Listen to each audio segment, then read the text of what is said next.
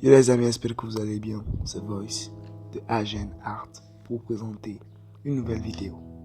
Alors, dans cette nouvelle vidéo, je compte vous présenter l'histoire de mon personnage, Health Punch.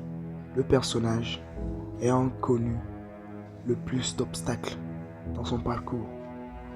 Donc, je préviens en même temps, pour ceux qui sont sensibles, n'hésitez pas à quitter la vidéo, mais avant de la quitter, n'oubliez pas le petit like et l'abonnement, ça récompense. Bon, commençons. Daniel, un jeune homme de 27 ans, humanomorphe. Qu'est-ce qu'un humanomorphe? Un humanomorphe est une sorte de mutant des humains possédant naturellement des capacités innées.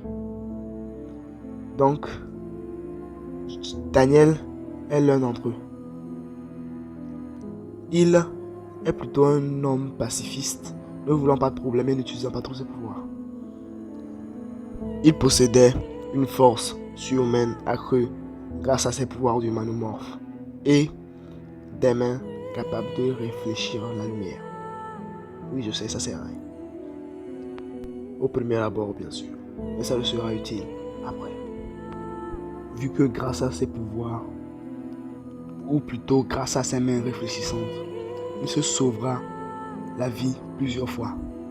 Mais pour l'instant, ça sert à rien. Étant un homme pacifiste, comme je l'avais dit auparavant, il y a bien fort longtemps qu'il avait décidé de ne plus utiliser ses pouvoirs. Tout simplement parce que plutôt s'il les utilisait, il risquait d'avoir des problèmes ou d'autres choses. Donc il décida de ne plus les utiliser. De ne pas les utiliser plutôt, parce qu'il les a jamais utilisés.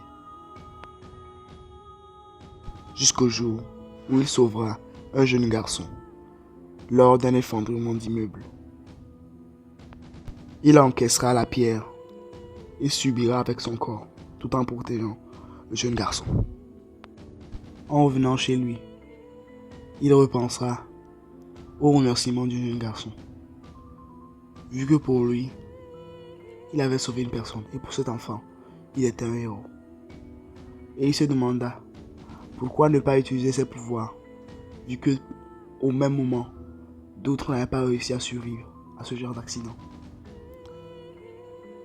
Et se mit à réfléchir encore et encore sur sa force, sur ses capacités, et s'il les utilisait pour le bien. Étant orphelin et n'ayant pas de proches, il n'avait plus rien à perdre, même s'il devenait super-héros. Il n'aurait pas de problème vu qu'il n'avait pas trop d'identité. À part lui-même, personne n'était menacé. Un jour, en revenant du travail, il trouvera un cadavre sans vie qui semblait être martelé à mort dans sa chambre.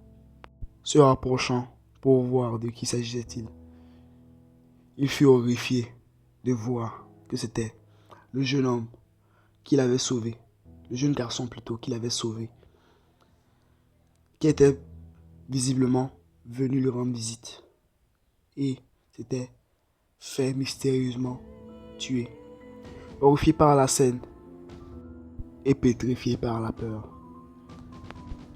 il ne verra pas entrer la police qui fut prévenue par une personne anonyme.